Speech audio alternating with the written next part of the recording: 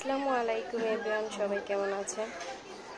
তো আজকে আপনাদের সাথে একটা জিনিস শেয়ার করব, তা হচ্ছে এই যে দেখুন, রোদ থেকে বাঁচার জন্য প্রচণ্ড গরমে আমি এটাকে ভিজিয়ে নিয়েছি।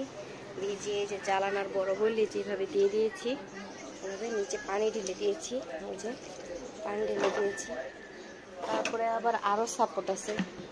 এই যে একটা শাড়ি এভাবে দিয়ে দিয়ে এলাম। এই যে পুরাটা, এই যে রোদ্র, কী পরিমাণ রোদ্র, এই যে এগুলো ঘরে চলে আসে, তাই আমি এই যে এইভাবে এই ব্যবস্থা করছি। এখন অনেকটা ঠান্ডা লাগতেছে, আর আপনার ঘরে পুরাতন যা থাকে সেগুলো ভিজাই ভিজাই যে আমার মতো এরকম করে দেয়ালে দিয়ে দিতে পারেন। তো আমার যা আছে এই যে এগুলো এইভাবে ভিজিয়ে ভিজিয়ে, এই যে ভিজিয়ে ভিজিয়ে দিয়ে দিচ্ছি। এই যে এগুলো ভিজিয়ে ভিজিয়ে দিয়ে দিয়েছি। এদিকে তেমন একটা আছে, এই যে এরকম, এই যে এইভাবে পুরাটা দেখাই, যে এভাবে আমি করে দিয়েছি। এই যে বারান্দায় রোদ আসে, এটা ঘরের ভিতরে চলে যায়। তো এই জন্য খুব ইয়ের মধ্যে আছি এখন। এই যেভাবে, তা আমার মতো চাইলে আপনারও, আমার ইচ্ছা আছে পুরো বারান্দাটার জন্য পর্দা লাগায় দেওয়ার, কিন্তু দিলে দিতে পারি, কিন্তু ওই সমস্যা হয়েছে আমার এখানে কিছু গাছ আছে।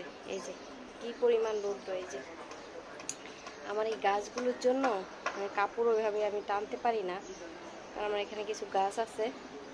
এই যে, তো যাই হোক, আমি যতটুকু পারছি ওইভাবেই দেওয়ার চেষ্টা করছি। এই যে এভাবে এখন অনেকটা শান্তি লাগতেছে। এখন ঘরেতে দেখাই,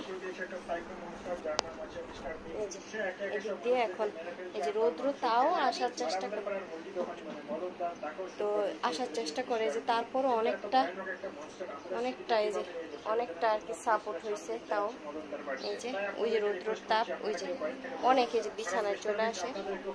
তো যাই হোক, আমার মতো আপনারা এরকম করতে পারেন। প্রচুর গরমে সবাই ভালো থাকবেন, সুস্থ থাকবেন।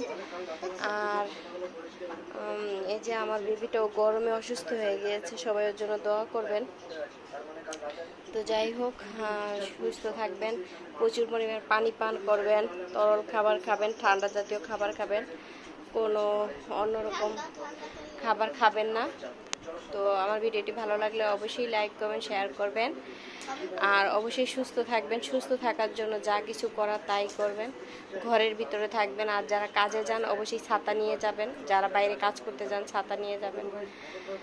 নিজেকে যতটুকু পারেন সেভে রাখার চেষ্টা করবেন। তারপরে কাজ তো করতেই হবে, কাজের মাঝেও নিজেকে একটু শান্তি দেওয়া প্রয়োজন। যেমন একটু পানি, ডাবের পানি হোক, নর্মাল পানি হোক, স্লাইন হোক, এগুলো, এর বাইরে মেডিসিন জাতীয় কোনো কিছু খাবেন না। তো সবার সুস্থতা কামনা করে আজকের মতো এখানে শেষ করছি। আল্লাহ হাফেজ।